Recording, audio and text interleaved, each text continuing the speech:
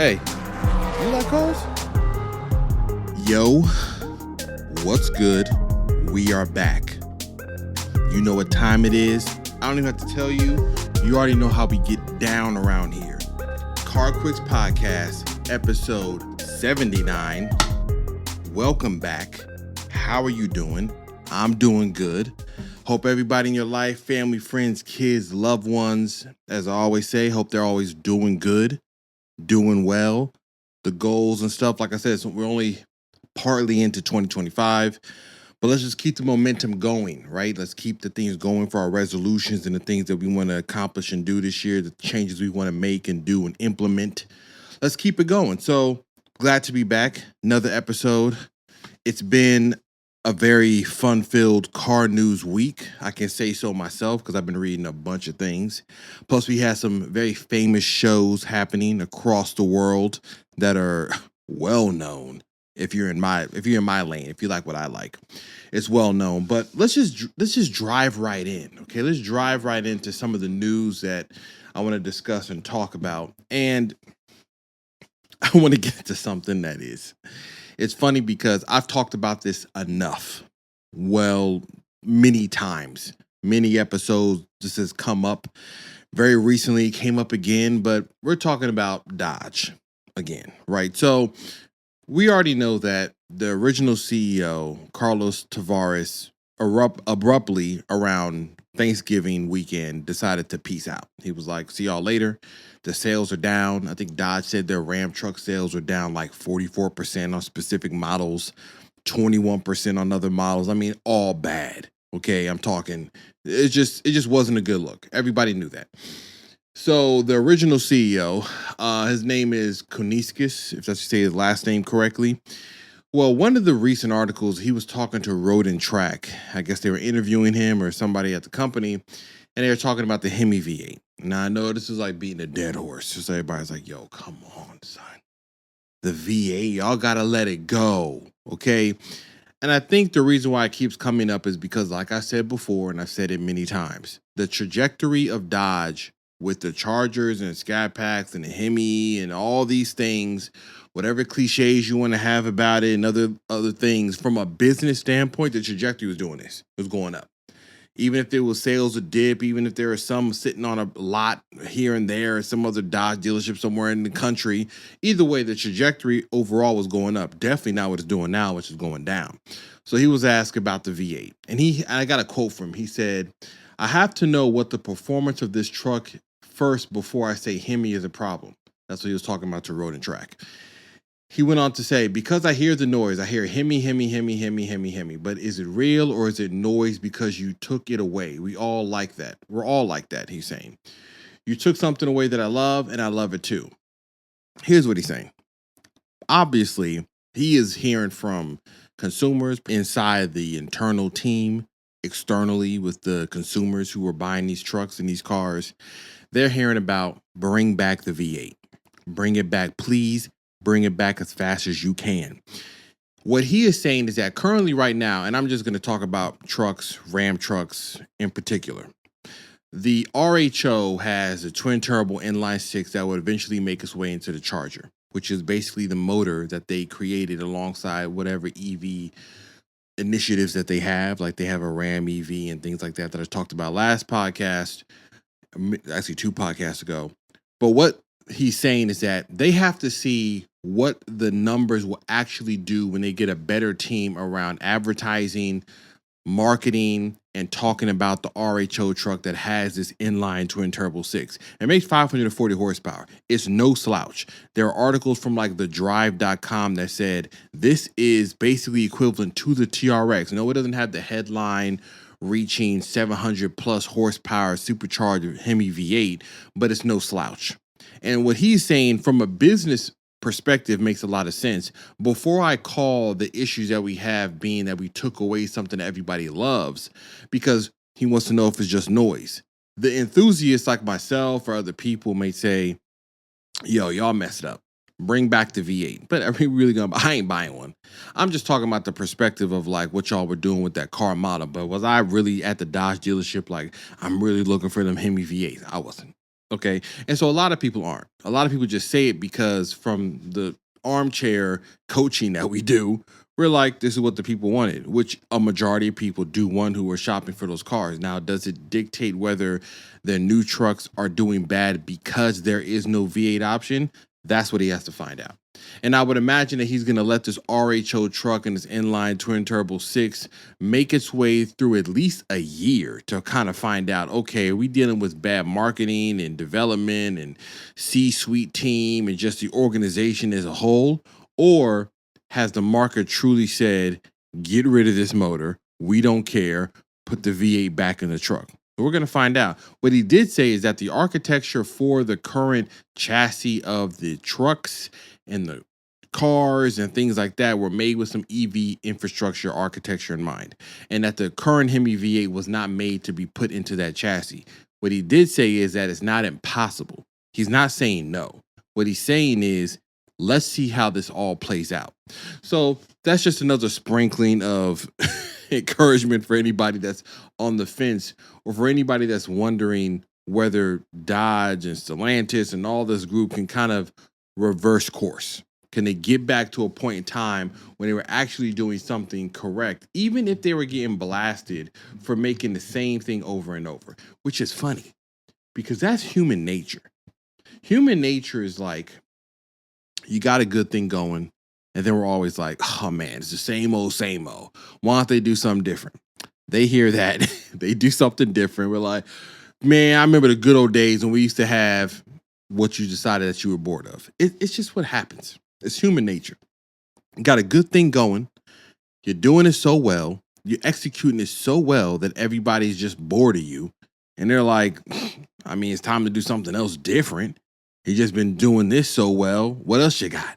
And then when you do something new, they're like, that's a fail. Should have kept with what you were doing. So it's a lose-lose, honestly, in those scenarios.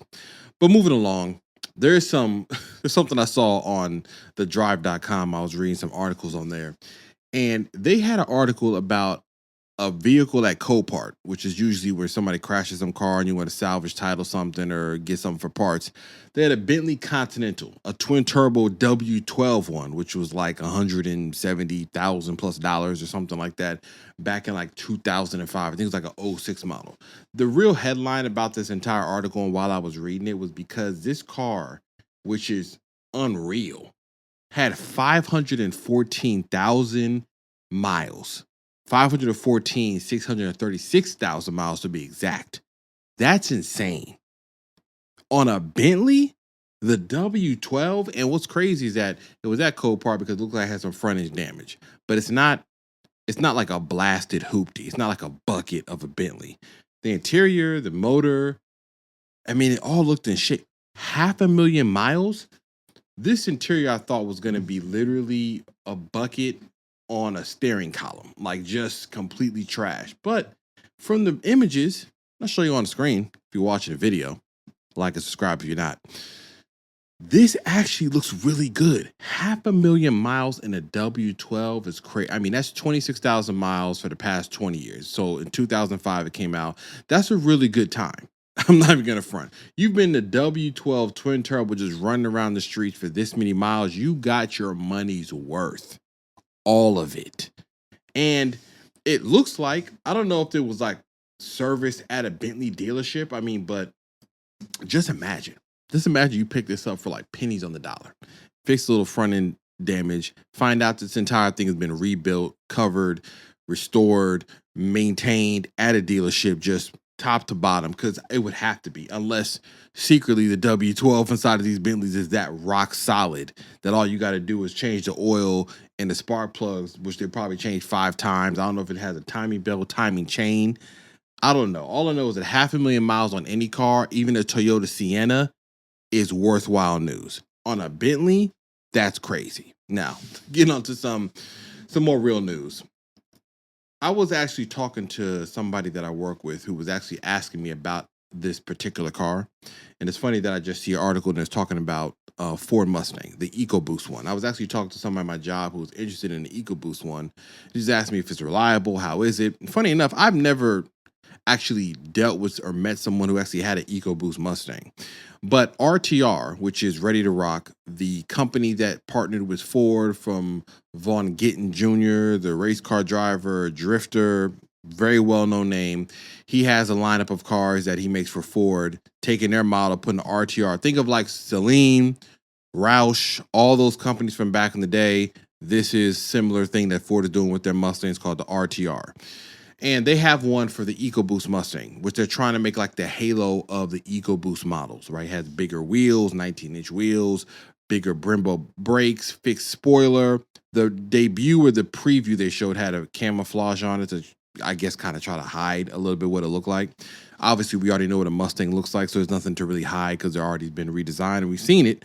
But I guess they're trying to hide maybe a color they're going to add or an option of it. But it comes with 315 horsepower, 350 foot-pounds of torque. Now, I will say, I actually didn't realize it made that much power. I thought it made close to 300, but over 3, that's decent. I ain't gonna front.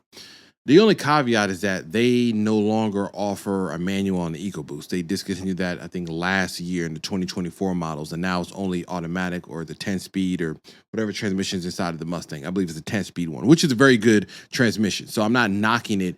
From a performance standpoint, plenty of people talk about how good those 10 speeds are in those cars. Here's my thing. And I guess here's my critique about the EcoBoost from a car enthusiast performance standpoint. I think if you're just looking for something that's sporty and reliable and you don't feel like paying for the, I guess, not the consequence, but you don't feel like paying for what it takes to own a V8 motor and the gas mileage and a premium fuel and all those things, it's a good option because you still look like a Mustang. You got the looks. That's all you need. You got a little pep in your step. Here's the knock, or I guess here's the battle that Ford has. If I'm going to go buy a Mustang personally, it's a V8. I mean, there's no other option. I don't care what's over there, V6, inline 4. It doesn't matter. If it's a Camaro, Corvette, or Mustang, it has to be a V8. It just is what it is. It's been etched in history, okay? Our forefathers have set it up so that it needs to be a V8. So Ford has this battle of like, where do you place this EcoBoost? Obviously, it's much cheaper than a V8 Mustang. Those start very in the mid 40s or closer to 50. So you have this EcoBoost one that's under 40, priced well, but it's under the Mustang badge. And when people see Mustangs and the way that they're marketed, the way that we've talked about them, it's big V8s. So it just doesn't do well for the people that are buying Mustangs if they're getting the EcoBoosters because they couldn't afford the V8. And they really want a V8, which means that as soon as they can get themselves out of that EcoBooster, jumping, hopping, skipping out of it, or they're just going to wait and keep saving their money and come back later. I do have a random idea that came to me when I was reading this article. Ford should take that motor and put it in something else. And they had something else. They had the Ford Focus RS. They discontinued that. That'd have been a great contender if they kept going with it for like the GR Corolla, Golf Rs, Subaru WRX, things like that. The little world that I'm in with my GR Corolla. I think that Ford should take that motor and just drop it in something else. I don't know. Bring back the Ford Escort. Okay. Call up, I would say Cosworth, but they're not going to call up them to have them retune and massage this motor because then you're talking about a $60,000 random coupe. But if you had the Ford Focus RS, I'd be like, hey, stretch back into the past, right? Right now, retro, past, bring it back old names. Look at Toyota with the Celica and the MR2. Bring it back old names, make it something that's current, old school, retro, those type of vibes. Drop that motor into something like that, like a Ford Escort, some new coupe, all-wheel drive, and we're out of here. That's simple. Now, I'm saying simple like they don't have to R&D and build a whole nother body and chassis. That's a lot of money, multiple millions of dollars.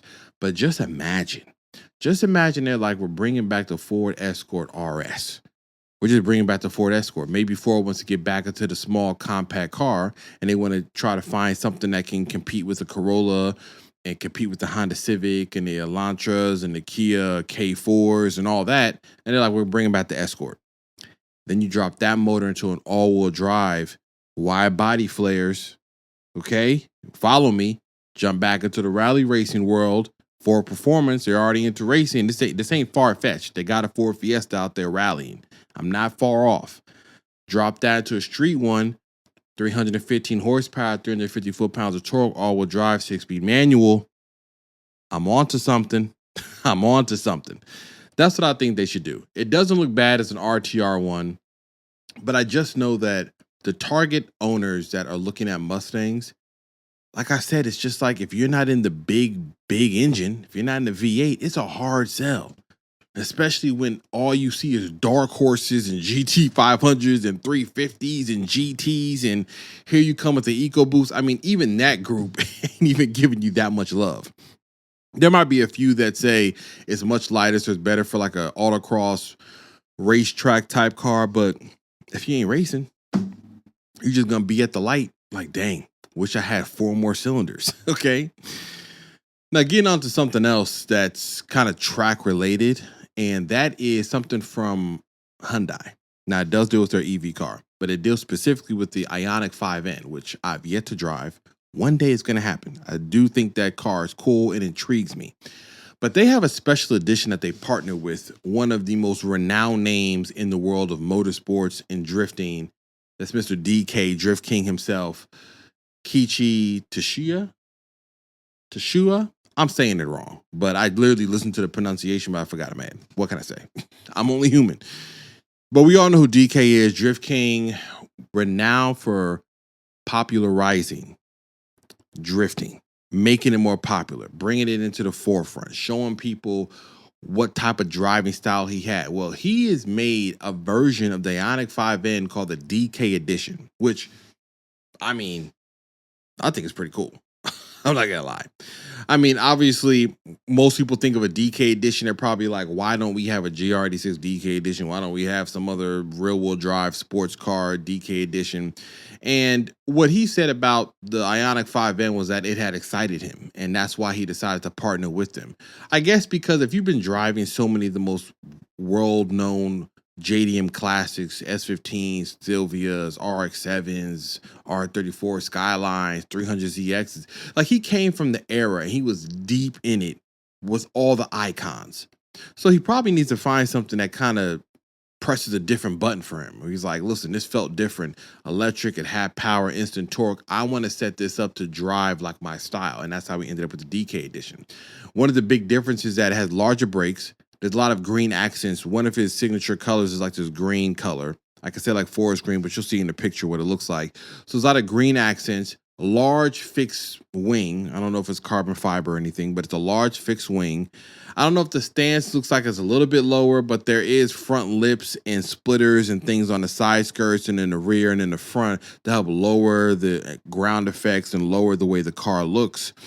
And overall, it's cool, especially for something that is like this special edition. I don't know if it's coming to America. I don't know if it's only a Korean thing. I don't know if it's only in Japan, because Hyundai is a Korean company. I don't know if it's only going to be in the Japan market and the Asian markets over there. And I don't know if it's going to be limited to a certain amount of models. But if you ever wanted a piece of history, honestly, from somebody that's as renowned as he is, then Ioniq 5N has a DK version. I think it's cool. It's no more power. I mean, the thing already makes over 600. I don't know how much more power you want. 0 to 60 is under 4 seconds, well under 4 seconds. So we already got a fast enough EV, but supposedly some suspension changes, some chassis bracing, I believe, makes it tuned and performs like he wants. And that's what he decided to do. And that's why he teamed up with them. So I think it's a cool concept.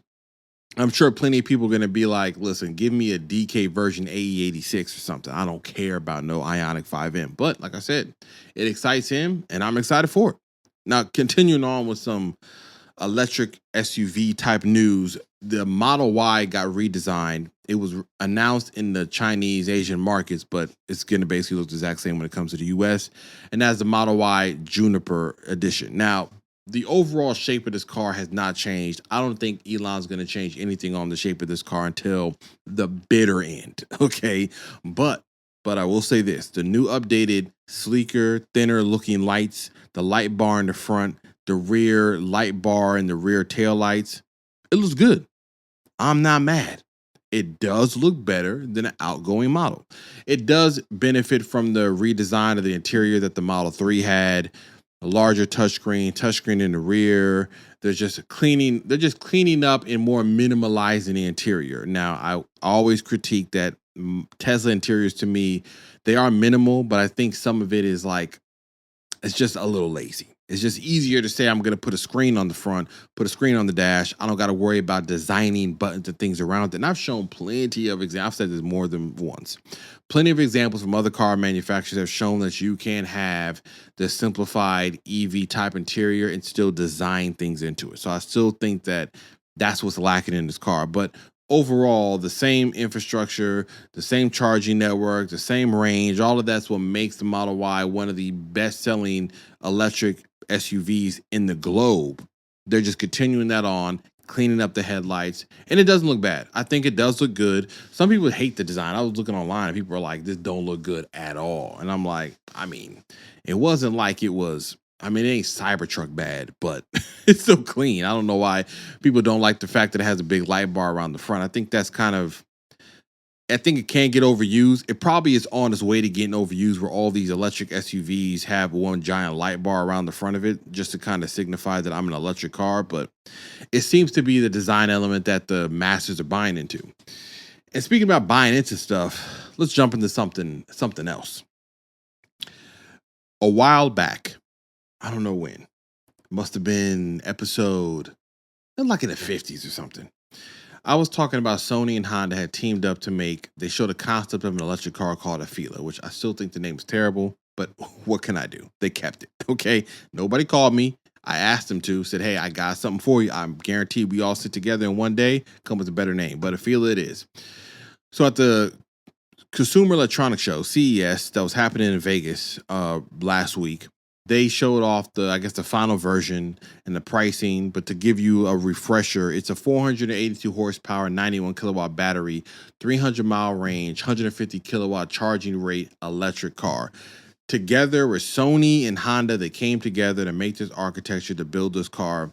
Looks like this. Now, it's not, design-wise, it's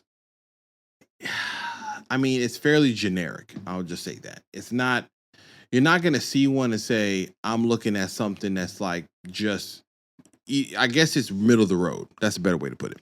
It's middle of the road. It's not bad. It's not amazing. It's not ugly. It's not beautiful. It's just middle of the road. Standard. This is just a regular looking car. It's our first attempt at making an electric car.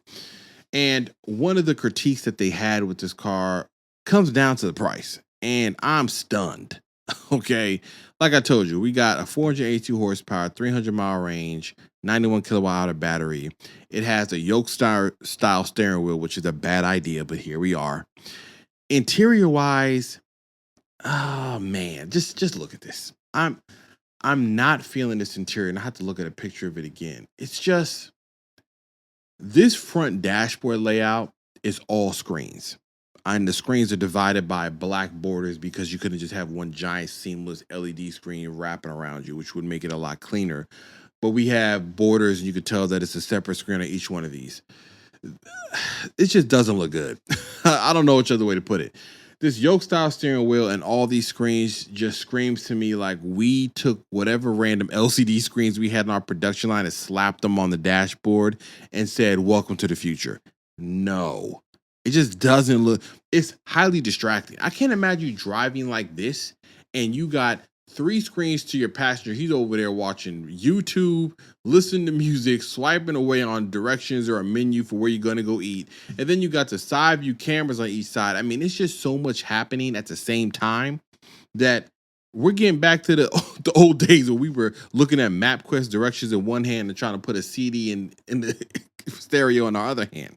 Because there's no way that this is not distracting. Now, they do have autonomous, or I don't want to say autonomous because that's a stretched term, but very similar to how Tesla has this, autonomous driving like Blue Cruise, and you can take your hands off the steering wheel. They're going to have that level 2 with their 80 AS technology, and it has 18 cameras, 12 ultrasonic sensors, 9 radars, LiDAR. It's packed with everything they need so they can basically cruise down the road and you can take your hands off the wheel. So a lot of those cameras and probably those screens probably pertain to those cameras looking at what is around the car while you're driving. Again, I fairly think it's kind of distracting. But more distracting is its price tag. The Afeela 1, the signature, which is the first model that's coming out, is $102,000, 990. What is happening? Like, man, what is happening? I mean, like, we're talking about $100,000 for the first time you've ever done anything with a car. Electronic wise, we know who Sony is. Ergonomics and drivability and drivetrain, we know who Honda is. So if there was two teams that were going to team up to make something compelling the first time out, I would give them their grace to realize that they probably can pull this off. I mean, Sony is an electronic company. I mean, even inside the car, there's a PlayStation 5 controller because I'm sure there's a PS5 somewhere embedded into the car, which is cool. Who doesn't want a PS5 in the car? But $100,000?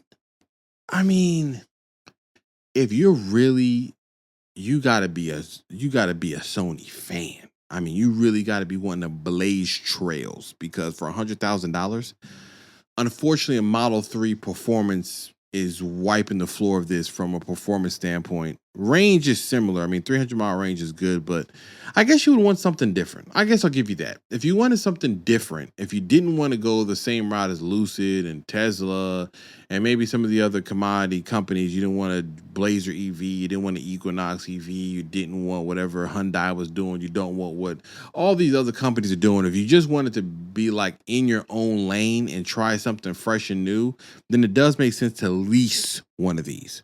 Lease. Key word here. I would not be buying an Afeela. I would be leasing one if I wanted to try it out so that I can hand this thing back when I'm just like, was not feeling this. But $102,000. There is a cheaper one that starts around $79,000. That doesn't come out for like another year or two. I think it was like 2027, they said. But the first year models are coming out of these signature editions, which I think a lot of times that they're this much money is because they help fund the next wave of whatever they're developing to get into the next car. But $100,000 is nuts. For the first edition, I mean, that's just me. I wouldn't. My money would not be going to them. I would let them rock out for at least 2 generations, and then I'm still not buying none that cost $100,000. You give me these at 40 when the depreciation smacks it off a cliff. But listen, good effort when it comes to introducing a brand new electric car, because the uphill battle you have with all the manufacturers that already been doing this is very, very hard. And Honda has already proven that when they partner up with EVs, the result is good. The Honda Prologue, when they teamed up with GM, has already proven that because they sold like 30,000 of those since 2024. And I know it because I've been seeing Prologues all in the streets. So for something outside of like the Model Y Juniper, which is like the biggest selling electric SUV, Honda has proven that when they partner with somebody, they can deliver. So this could very well be a success for them, I think, for what they need. I think at $100,000, you're not expecting it to be a fire sale. I don't expect you to see people knocking and kicking your door in, but they might be able to do what they need to do in order to start springboarding into the next model to bring that price down and down. Who knows? What I do know is that electric cars, you got multiple options, and we got some more to talk about later on this episode. But I do want to get into something that, man, I've said it multiple times. Okay. Sometimes, the term, the phrase actions speak louder than words is one that you should live by, because the actions will tell you exactly if they really mean by their words. So, and I'm talking about Subaru. You probably wonder, like, what does actions speak louder than words have to do with Subaru? So around the Tokyo Auto Salon, and we're definitely going to be talk about that. So just hold on to your horses. But at the Tokyo Auto Salon, Subaru announced the S210 STI. Now, before everybody shock and awe and gasp, like, we got an STI? No, we don't. No, we don't. No, we don't. They did not give us an STI. Subaru no longer cares about making a true STI. It has been proven. Their actions have spoken louder than whatever words the CEOs and people in the brand management have tried to trickle in there to get people to be somewhat excited. Let me tell you what they have done. Okay? They gave us a Subaru WRX TS model, which stood for tuned by STI. They then came back around and said, hey, we're going to give you guys the WRX TR model with some, you can buy some STI accessories on it if you want from the factory. Not an STI model. And then they took the name, because you remember there was a WRX S209 STI. That was a very rare, expensive, pretty much all of the features and things they can do from the factory on the car. They took that S210, the next iteration of it, STI, on the new VB chassis WRX, and they did exactly what I thought they were going to do. And that is deliver us something that on paper, up until a point you're like, we got it, we're here. So there's only 500 models they're making. It's most certainly going to stay in Japan. So unfortunately, the US market won't even see these, even if you wanted one. It has up to 300 horsepower, which is higher than the 271 that it comes in. So they massage the engine to give you 300 horsepower. I mean, this all sounds real STI. Michelin Sport 4S's. They gave you 6-piston Brembo brakes. They threw in some fire-looking, Recaro bucket podium seats. I can't knock it. These seats is the business.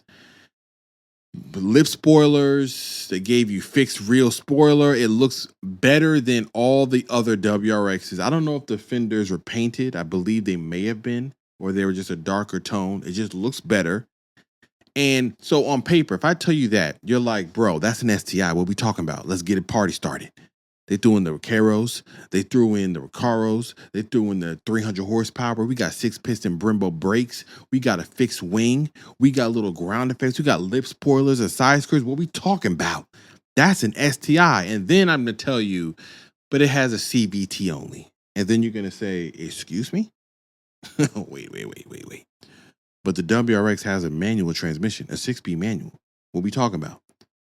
I'm telling you that the S210, the halo of the WRX, the STI one that they wanted to deliver us, only is available with a CVT transmission. What is happening? I mean, it was right there. It was right there at the cusp, the precipice.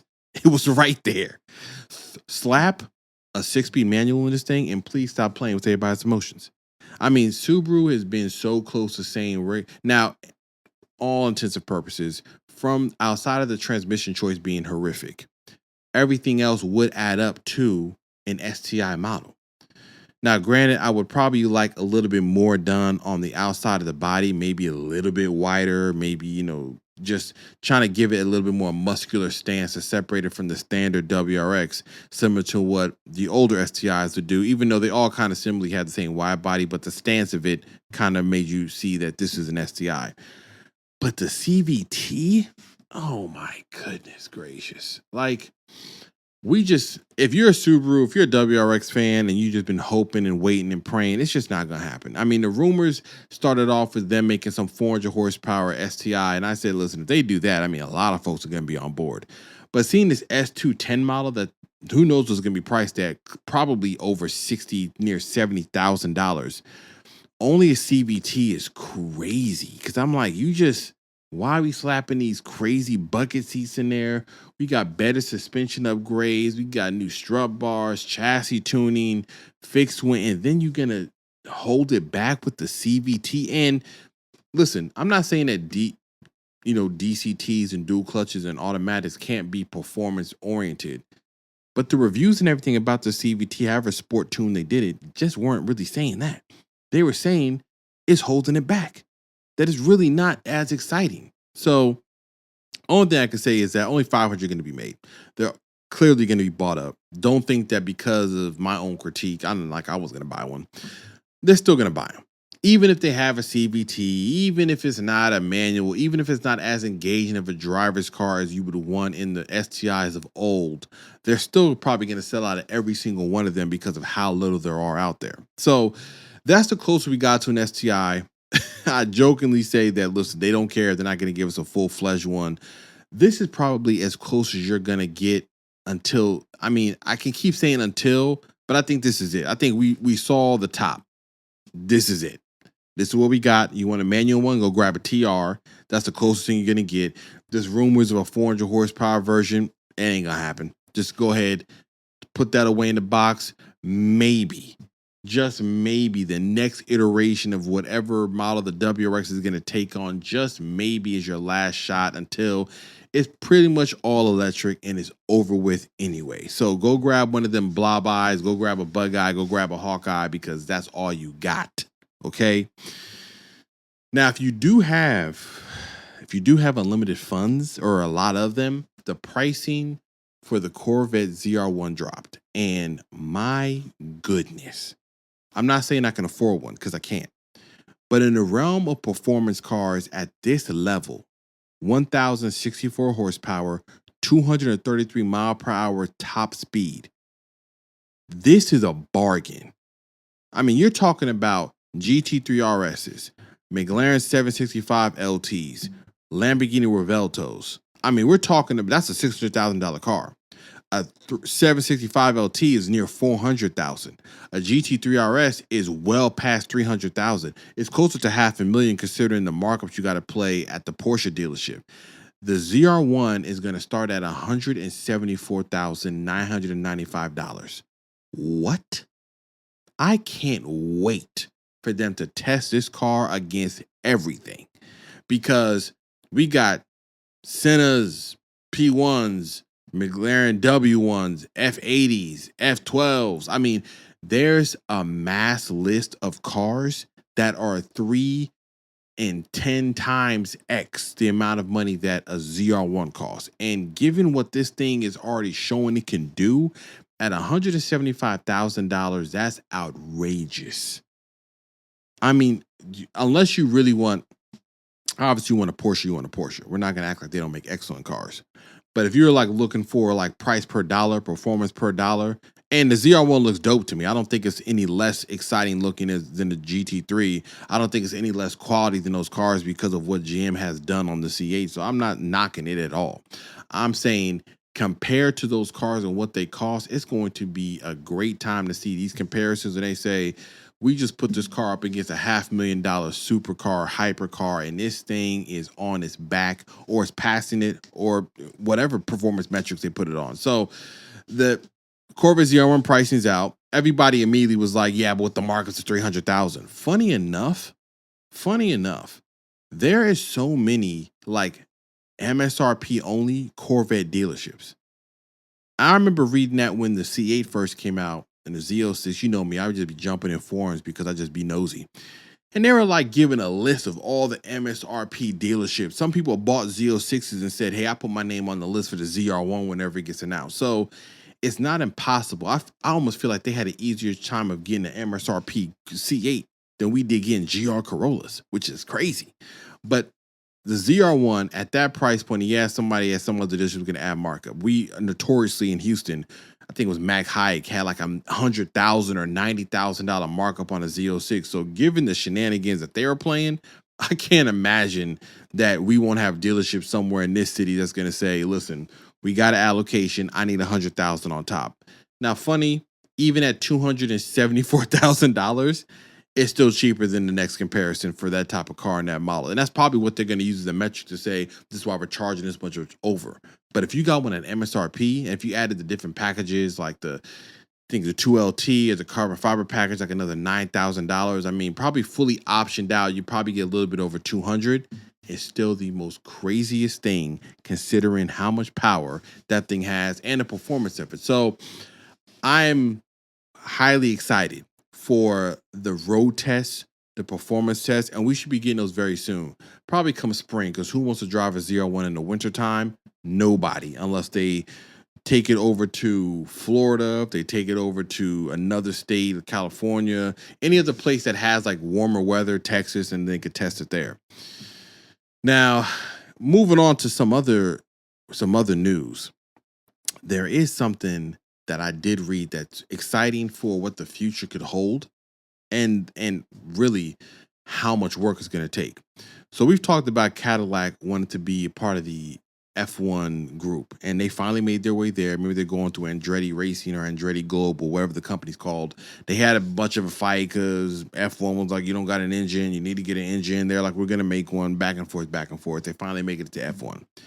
Now Cadillac is saying they want to be a full works team by 2030. That's in 5 years. Now, full works team, if you're not familiar with F1, basically means that they do everything. Engine, chassis, tuning, all of it, top to bottom. Other race teams use a motor for somebody else, like Ford with Red Bull Racing, or Alfa Romeo with, I think it was Sabre. So they had their Sauber, they had their engines. So Cadillac wants to basically say, we're going to build the engine, the chassis, the tuning, the aerodynamics, the entire thing from top to bottom, similar to Ferrari and Mercedes. That is exciting. That is truly exciting. Now, I did see some critiques online, people saying they got the money for it. Now, GM, being one of the largest auto manufacturers in the entire globe, definitely has the money for it. The question is if their heart's in it, because they're not going to knock it out right out the park. They have to build their way into understanding the rules, tuning, building a car, building a race car, a lot of multiple millions of dollars, and you got to get a driver. It's not easy. It's going to take some work. But I just like seeing this effort and being able to see like this brand Cadillac on the grid like that. So 5 years time is short, especially if they're starting now, which means that they really got to accelerate what they're doing in these next 2 to 3 years to finally get to that point where when they do become full works, they're ready to go. So a lot of testing, a lot of engineering, a lot of development, but exciting nonetheless. I do think that it's something that makes the sport just more fun, getting more contenders in there. Now, getting back into the EVs real quick, I do want to talk about something that, again, I spoke about a long time ago, probably, again, we're talking about one of the early episodes back in the day, but that's Honda and their EV called the Zero Series. So at the CES show, they rolled out the Zero Series Saloon and the Zero Series SUV, which look like this. Crazy looking. I'm going to talk about the design because this kind of contradicts something I said. I was knocking Jaguar for the insanity that they pulled off with just axing everything they've ever done and saying we're going to start from scratch, and they showed up a brick with wheels. And the Honda Saloon and this SUV from the Zero Series is a funky looking design, but I like it. And I'm looking at the Saloon. I'm like, yes, it's rear quarter panel shot with this like infinity tail light. It looks crazy. I mean, it's very big. It's very space roverish. You know, even with the diffuser, the SUV got this big kind of like Hunchback of Notre Dame type rear hatch trunk that lifts up. Convenient though. Hopefully they keep it because that's a convenient way to put some stuff in. So none of these designs are inherently beautiful. They're just, you know what it is? It's the fact that Honda said that these designs are basically final. Now I'm calling a bluff on this because I'm like, some of this stuff looks so very futuristic, very cyberpunk Blade Runner. And I said that before when they first showed off this series. It was like a black one. They showed off a concept. And I was like, and I said, listen, if you're going to do it, just do it. Right. And the reason I'm saying that is because if you're going to keep rolling out these EVs that look so futuristic, and really the only thing stopping you is crash regulations, if you can figure that out, and you've already have, and many cars already come with cameras and side view mirrors, and a lot of the regulations for EV cars is not necessarily lenient, but they're allowing a lot of things to come in for the very first time, that I'm like, go ahead and do it. You might as well. Now, Honda, to me, can do this because there are regular looking cars in their entire lineup. It's not like they're trying to axe everything they've done and say, hey, you got to buy a Zero Series. They got a Type R. They got Civics. They got Accords. They got, Pathfinders. Not Pathfinders. They got Passports. They have Ridgelines. They have Odysseys. They got all the other cars that is their bread and butter. But then if you wanted to try something new, at least make the EV polarizing. Not necessarily, I guess you could say the same thing for the Cybertruck because it was a polarizing design, so it did what it needed to do as far as getting the public attention. And this ain't too far away from that type of, this is a wedge design. It looks like one of them old school car vacuums that look like a wedge. That's what the Saloon looks like. And the SUV looks like something that maybe NASA would have had their hands on if it landed on Mars. So I'm not saying that the designs are just like not equally as crazy looking, but I don't know. I just can get behind them. I don't know what to tell you. I mean, it might contradict what I said, but if they're saying the design is close to final, then I'm on board because of just how futuristic they look, like very much out of a movie set. The interiors have the nice bucket seats. The saloon has space. I don't know if the interior is final because they can say exterior and then the interior can get very regular. The dashboard, you already know. Listen, EVs, it's a gigantic screen. I will say it looks better integrated than what Sony and Honda did, which is funny because it's the same company. So clearly, Sony had more of a say on the interior design of the Afeela, and Honda over here on the 0 Series is like, let me show you what you really could do if y'all just get out the way. So the interior on the 0 Series looks much better than what they did for Sony on the Afeela, but I don't know if they were involved in that interior design. The SUV looks cool because of how utilitarian it looks and how much that they kind of put in the back and in the rear. And it's going to have the same thing. They're talking about level 3 driving, hands-free stuff like Blue Cruise or Super Cruise or Teslas, as they call full self-driving. I put in air quotes because it ain't full self-driving, but it's close. And so all this stuff is going to come out around, they didn't say what year it's going to come. I'm trying to see if the article, if it had a date or a time when it said it was going to come out. But I think we're talking about a 2 to 3 years time. Yeah, 2026. Actually, it's a year. So Honda says it will be the first 0 Series to hit the market arriving the first half of 2026. That would be the very space-looking SUV of the 0 Series. The saloon is expected to follow at the end of that year. So we're talking about this time next year, we're going to see that SUV looking like this on the street. And it's going to be built in Ohio, so you're going to have that tax incentive of $7,400 off the car. Who knows how much this stuff is going to cost? If it does really look like this, round of applause for actually delivering on a wild-looking concept and actually bringing it to the public streets, because that'll be cool to see at night. Those type of taillights, the headlights, I'm not knocking it. I'm just saying, going against a bit of what I said before against Jaguar, maybe in a Cybertruck, I can dig this one. I can dig this one. Now, let's get to what we're really here to talk about. And I know I've been talking for a while, so somebody's going to be like, what else could you possibly be talking about? We've been talking already for like an hour. But you already know what I'm here to speak about. And that is a Tokyo Auto Salon. And my goodness, boy, did they knock this one out the park again.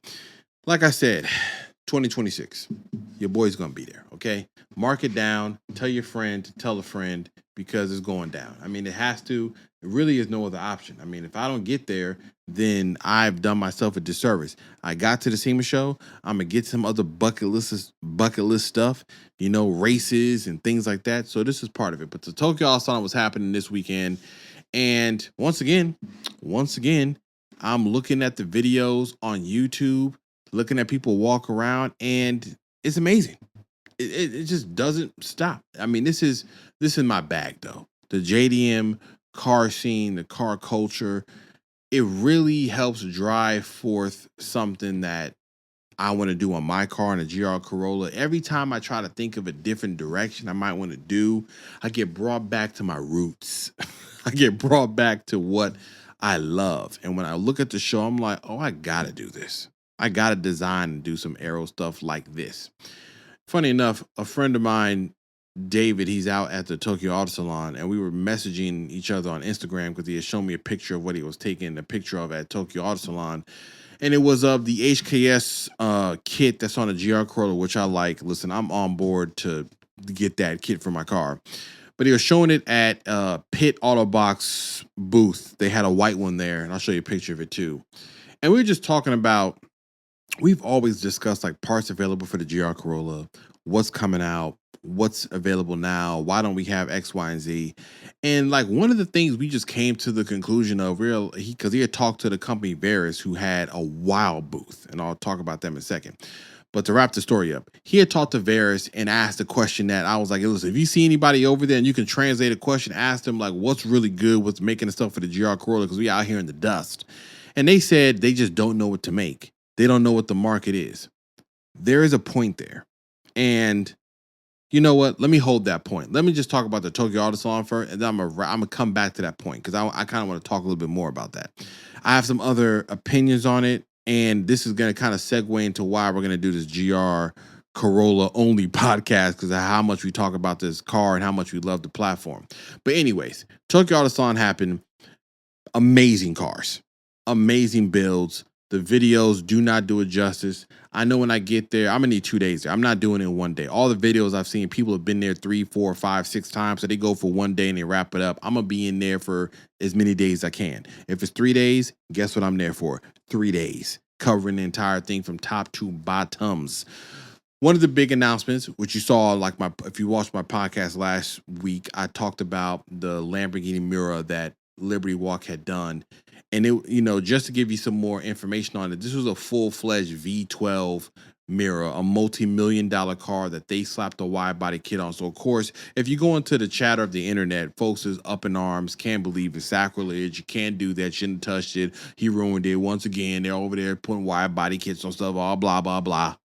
Don't matter. Listen, if you want to preserve them, go buy one and put it in your garage and don't touch it. But just remember, you can't take none of this stuff with you when you leave. Okay, so preserving and stuff, cool. Put a few in the museum. The rest of them, drive them. Do what you want with them, because guess what? If we're not going to drive them, you can preserve it for the history of things. But other than that, I mean, I'm not a person that's like a purist at heart. For some things I can understand leaving alone. Other things I'm like, listen, if the execution is this, then by all means, go and do your thing. More news. So one of the cool things that they showed off was that they made this entire, I don't know if it was Nissan. I think Nissan was the one. Yeah, Nissan made a complete EV version of an R32. Now, of course, someone's going to be like, oh, well, brother, an EV R32, where's the RB at? It was cool because it was basically them saying, if we made restored one to be factory spec and beyond, but made it an EV, down to the gauge cluster. There's a screen in the center that emulated the look of the old dash. Same way with the gauge cluster. It even had, the fake engine sounds of like an RB weren't the most convincing when I heard somebody revving it, but I understood the point of it and why they're trying to do it. So it was cool to see that, and just to see them kind of create this future history of saying, how do we preserve these cars into the future? And more cars that they had there. There was obviously the renowned brands like HKS, like I was talking about. HKS had an R34 there. See it here. It was called the HKS. So what they can do now, and this is why I didn't win the Powerball. If I win the Powerball, oh my goodness gracious, I'd be at the Tokyo Auto Salon just with the checkbook, like, how much, what you want to do, get it on the boat, get it on the aircraft, get it to me. So if you have, basically starting at half $500,000, they will make you what they call the HKS, which is an R34 that is done from top to bottom by HKS, similar to Built by Legends, similar to how I guess Singer does Porsches. There's a lot of companies that are restoring and resto modding JDM classics to factory and beyond levels. Nismo would do it for you, but now HKS got into the mix, which is enough. I'm like, oh snap. I always love what Built by Legends has done, but I'm not knocking the HKS version. I can get down with that. Now, the one that they showed had a very time attack-ish, very track-oriented design. And I've always said, I love that look, even if you're not going to use that, I just like how it looks. And they also had a really cool DRS active aero spoiler that had motors that were inside of the spoiler stands that obviously when you brake, flips the spoiler up. When you accelerate, it goes down. But where the motors were mounted and how it was a more intricate part of the engineering. So if you have that much money and more, and you want them to build you an R34 to their specifications, then they got one for you. And it's called the HKS, which was built on the R34. And they're not the only company, because Top Secret was there. As you already know, the iconic gold color. They had a lot of gray cars, which I guess is their new color that they're trying to show off. So they had there as well. And what I found out is that Top Secret is also doing the exact same thing, which is their entire booth was complete cars. And the complete cars, they said, were really targeting overseas people that come in and want the whole package. Like, give me a Top Secret R34. Give me a Top Secret R35. Basically, go there, catalog cars, bring them to me. Not that you couldn't bring your car there and have it modified, but it is cool to see that these renowned companies are basically building just done cars. Like, What do you want? We'll give you the whole thing delivered to your door. It's basically a service now, like a resto service. I don't know if later on it doesn't work. What I'm trying to say, I don't know if later on that it hurts the market where all of a sudden everything turns into these $100,000 builds and unlimited fund builds and no parts being sold. Like if you don't buy the whole car, you're not getting nothing from us. I don't think they would do that. I still see that when you're at the show, they show like parts that they had on the wall and everything that they were going through. One of the other vehicles that was kind of like a star of the show, and when I was at the SEMA show, it was the exact same thing again, was the Land Cruiser. So when I was at the SEMA show, I said, if you had a Land Cruiser or a 4Runner, this show would have ruined you because you would have left like, I got so many ideas.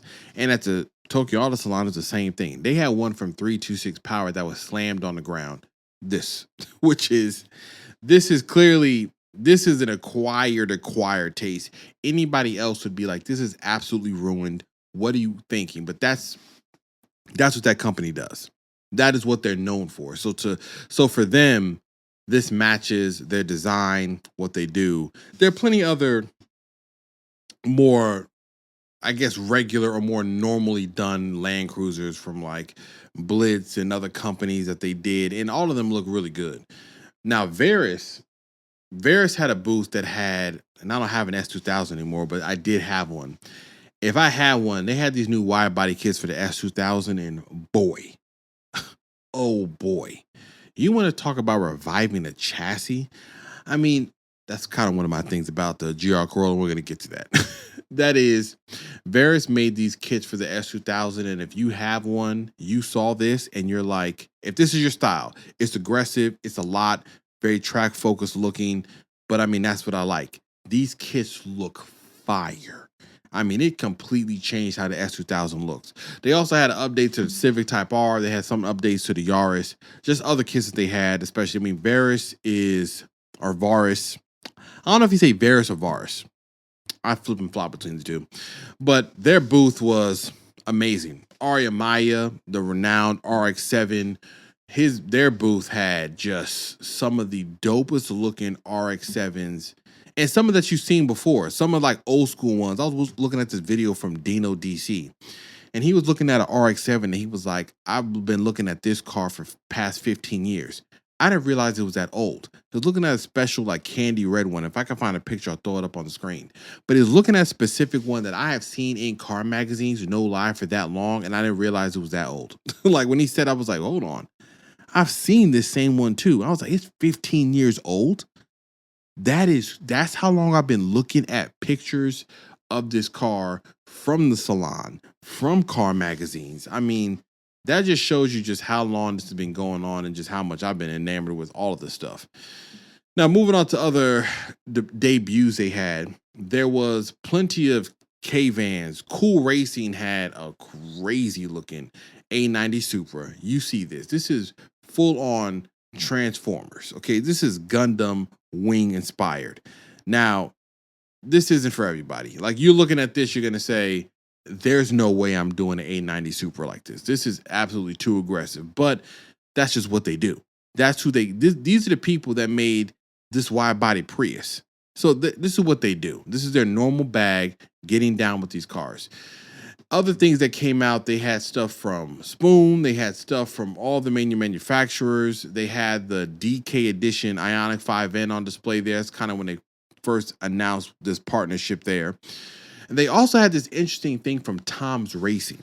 Now, I remember a while back I made a joke about, well, not a joke, but I had a funny thing. They talked about Alibaba was selling a chassis of an AE86, and I was like, yo, you can get some of those old school chassis and kind of basically build what you want. Tom showed off a bare chassis of an AE86 and said, we can build you one from the ground up with brand new motors, whether you wanted a 3SGE, whether you wanted a 4AG, or whether you wanted a 2JZ. They had the engines on the stand saying, we can build brand new motors of this, put it in a brand new chassis, build out the entire car.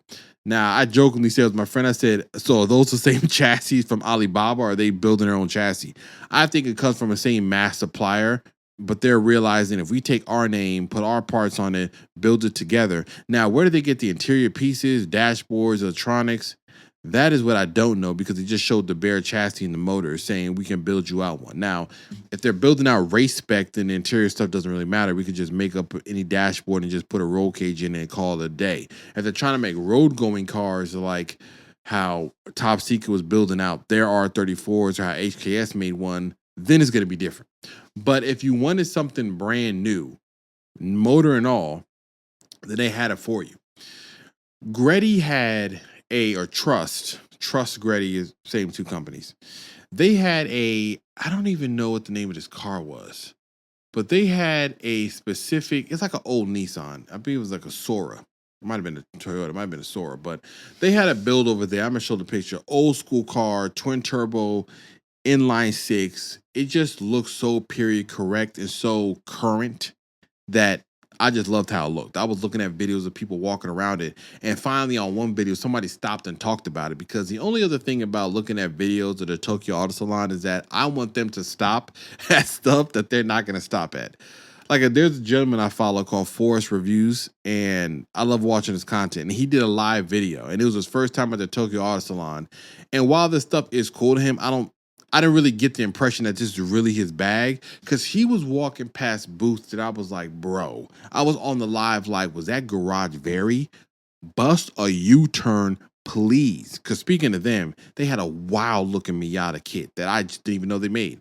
But it was funny seeing him like walk past stuff. We're in the comments like, yo, was that BN Sports? Like, turn around. He was like, who's that? And it's just funny to see. I mean, no knock to him. I mean, that's just the true nature of going to a show for the first time like that and just being at sensory overload. I know from being at the SEMA show that I did not see everything. So I'm imagining when I go to the Tokyo Auto Salon for the first time, I'm going to come back home and be like, I did not see that, and that, because of how much is there. But if you also aren't really like privy to some of these older JDM brands and these companies, when you go to a show like this, it's just going to be too much. And a lot of it has a history that if you just weren't into it, then a lot of it doesn't resonate with you. BN Sports is like something you see and be like, okay, who's that? Who's Signal Auto? Who's Garage Vary? Who's Veris? Who's Varis? Who's Trust? Who's Greddy? What's HKS? Like, if you're not into these brands, then a lot of this stuff just goes over your head and you're like, I don't even know who they are. But it's just cool to see people experience the same thing there. Now, there are some other things that came out. A lot of wheel companies came out. A very famous wheel was like the talk of the town. That was from Work Wheels, and they made the new VSKF. They basically re-released it, which looks like this. And this wheel has been discontinued for years, which means that if you had an original set, they were selling these things for dos muchos, okay, $4,000 to $5,000 a set. Now, when these came, they got reannounced and reproduced. All the sales are probably tanking, unless you're really, really like trying to gatekeep some wheels and be like, well, I got the OG set, so I'm still going to charge this much money, which I'm sure some people are going to do. But I like how these wheels look. I like them enough that I've been in my head thinking like, how would that look on a GR Corolla? This is not the normal style of wheel for a GR Corolla. Let me be clear.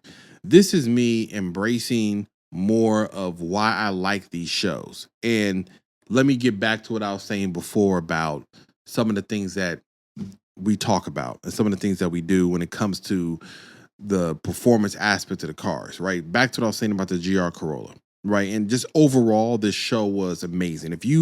I can't tell you everything about it because that'd just be too much. But if you haven't seen anything about the Tokyo Auto Salon, just go on YouTube, type it in 2025 Tokyo Auto Salon, and just watch these videos and just look at the builds, look at the quality, and this is what we like. So if you don't know anything about it, you listen to my podcast, you're like, what's all the big news about these JDM cars and modifying and wide body kits and all this? Just go look at it there, because you'll see in its totality and at its highest level of execution to understand what a lot of us and a lot of people have reproduced here in America and what a lot of us desire to do and like.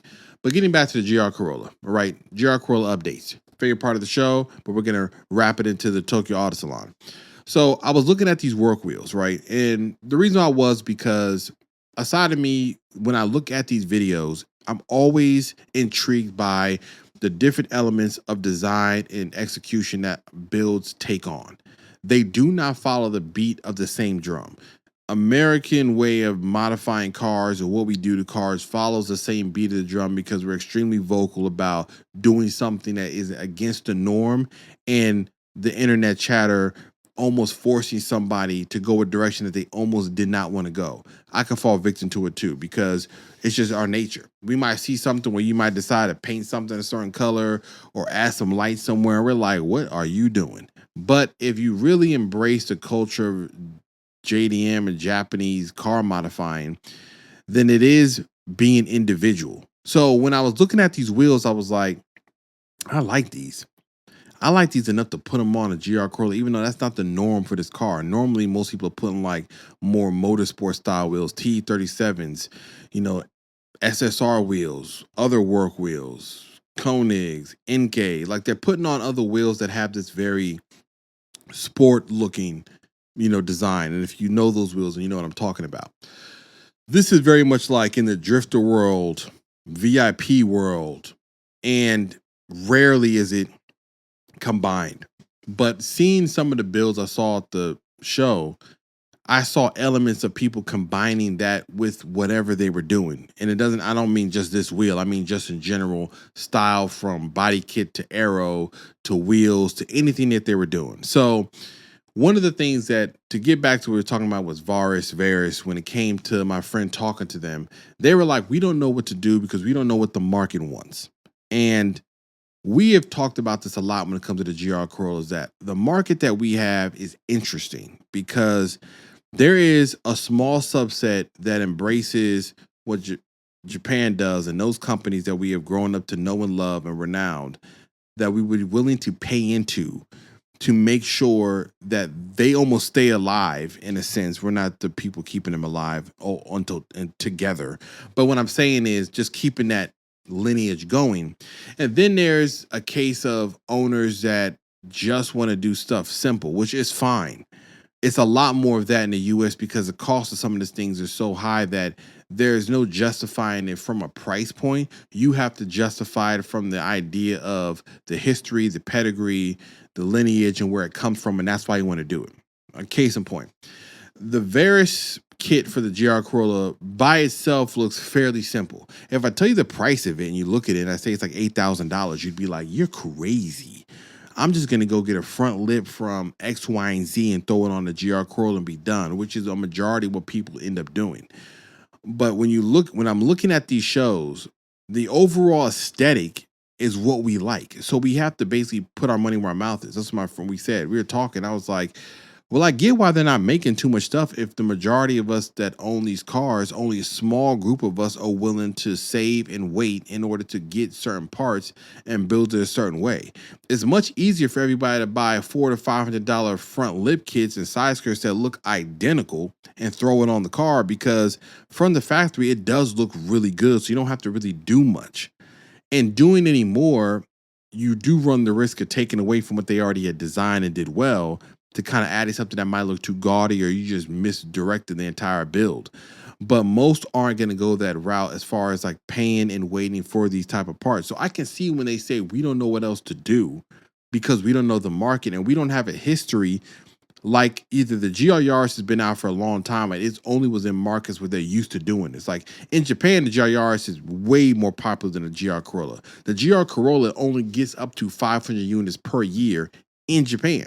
So they're already a rarity, and we don't have the Yaris. So the Yaris there gets all the love, and they build everything for it because the market has responded to saying, we want this aero, we want X, Y, and Z. So long story short, basically, when I was done looking at all these videos, I'm gonna look at some more. I was like, yo, I'm making sure I basically come and deliver on what I'm asking for and doing. So for me, currently right now at the top of my list is HKS kit that looks like this. They painted it white at the Pit Auto Box booth, but I don't necessarily want to paint my entire thing white. There are certain elements of it that I want to remain black, but I do like how this kit looks. The wing I do like. I'm waiting for somebody to make another true like WRC style wing, which Epelson, I messaged them on Instagram because they had their wing was on a prototype Ioniq 5N like rally type car. And I made a funny like post saying, man, GR Corolla can't get one of these wings to save its life. I was like, because the Hyundai Veloster and from them got another wing that looked that good too. And they said for 2025, we're changing everything we've been doing on the GR Corolla, and we're going to introduce something new. Hopefully it looks like I would want it to look. But between the work wheels, the kits, and the things I've seen in the videos, I was like, there's work to do. And I'm not doing anything else aesthetically on this car until I get certain pieces, and we're going to have to slow walk this, or I'm going to get in a second job and I'm cranking this thing up. Okay. So if you see CarQuicks rocking any, like, I'm in the shredded eats. Okay. If it takes extra to do what I want to do, that's what I'm going to do. I figured in 2025, if I don't just go ahead and try to do everything I possibly can do at full tilt speed while I still have the energy, then it's all for nothing. It's really no point. The worst thing that can happen, as I said before, is that I fail at trying and introduce and produce a boatload of content, and I am a provider of information when it comes to the GR Corolla platform, because I do want to be that space about that platform, whether it's from engine build, aesthetic, shows, car meets. I'm trying to be that guy that's over there doing that because I just love the stuff about it. I don't care about it from the standpoint of somebody recognizing who I am. I don't care about that. I just like the stuff that much. And to keep it going, bring my son along, see him do it. That way it doesn't just die off. And people are just like, yeah, I remember when those companies used to be alive. And I was like, yeah, we didn't buy nothing from them. Okay. Now they're gone. So that was my whole take on the Tokyo Auto Salon. It kind of influenced me and motivated me on things I want to do. Looking at the videos from people that were shooting content there motivated me there too, because I want to be at the show. And the only way I'm going to be at the show is if I make sure I am constantly doing what I need to do on my end in order to make it there. That's pretty much it. It's all in my hands, honestly. Anything I want is in my hands. So I'm going to do it. Now, other than that, I was doing one other thing on the GR Corolla updates. I was trying to wrap the hood on my car. Let me tell you about a fail. You're going to see that video because it's funny. Like I did everything I could to try to do it, but guess what? Sometimes you try something and it doesn't work out. On a mechanic side of thing, like motor-wise, which is like the hardest or scariest thing that most people would never tackle, that's easy to me. That just shows you the, difference between knowing something and not knowing something. If you tell me take the head off the car and do, I'm like, hey, cool, let's get to it. But the wrapping thing, it didn't work out. So right now there's a matte black circuit hood on the car that clearly looks unpainted. Isn't finished. I don't feel like putting on the original hood. I don't really know what I'm gonna do next. I'm probably gonna have to take it to some wrap shop and professionally do it. Another side of me wants to keep the story of this hilarity going and just ask my friend, like, let's try to paint the hood. He's painted some stuff I never have. I don't know. What I'm saying is that the hood at some point will be all white. Right now it's not. So if you see me in the streets and it's black, just know that I'm being lazy right now. I don't feel like putting on the other hood again, even though it could take like 2 minutes to do it. But we're going to figure this out. But until then, as I always say, do as you wish and do as you may. Thanks for joining me. It's been another wonderful episode of the CarQuicks Podcast. I'm going to be around. You're going to see me next week. Check out all of my channels: YouTube, Instagram, TikTok too, however long it's going to be here. TikTok about to be out of here in a week or so. But YouTube, Instagram, like and subscribe to those channels. Check out the GR Corolla build. I talk about it enough on this podcast as you might as well just join me on the journey. And there's already enough videos of me talking about that car. But there's more to come with the podcast, more videos, more content. The CarQuicks journey, the name, the brand is here to stay. A lot more coming. Thanks for joining. I'll see you around on the next one. Peace.